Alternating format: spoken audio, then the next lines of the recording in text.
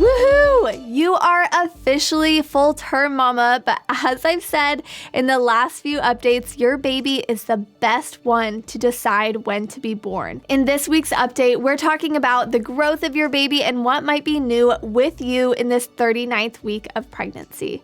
I'm Bridget, I'm your childbirth educator, a birth doula, and a mama, and I'm just so happy you're here. Make sure you subscribe to this channel so you're connected, and then click that bell so that you're staying in the loop with each new video that comes your way. So your baby is about the size of a jackfruit. They are considered full term, but only they know when the best time for them is to be born. Unless there is an urgent medical need for them to be born, it's best to wait for labor to start on its own, since baby is the one who decides when their brain function, lungs, fat stores are all sufficient enough to support them outside of the womb. At 39 weeks, your provider may want to do a cervical exam on you, mama, especially if you are birthing in a hospital setting. During this exam, your provider will place their 2 fingers into the vagina and reach up to find the cervix. For some women, this can be really uncomfortable and even painful, but the good news is that this is totally optional, like 100%.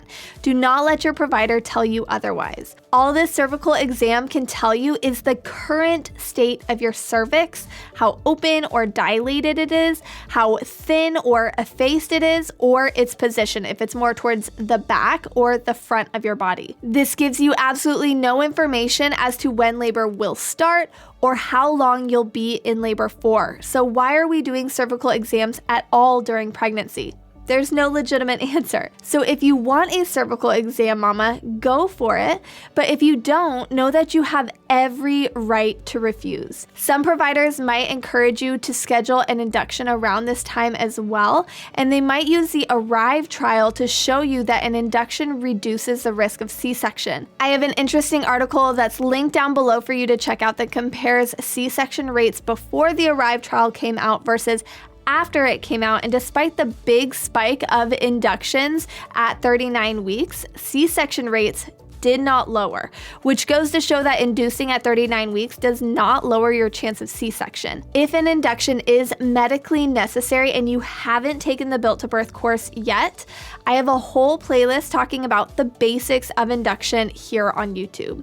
Lastly, a membrane sweep might be another thing that you're considering at this point in your pregnancy. A membrane sweep is a form of induction. So again, to allow the normal and natural unfolding of labor to happen as safely as possible, unless it's medically necessary, it's probably best to avoid a membrane sweep, which is when a provider uses their finger to swipe along the cervix to detach the amniotic sac from the cervix, releasing prostaglandins and triggering contractions in hopes of starting labor.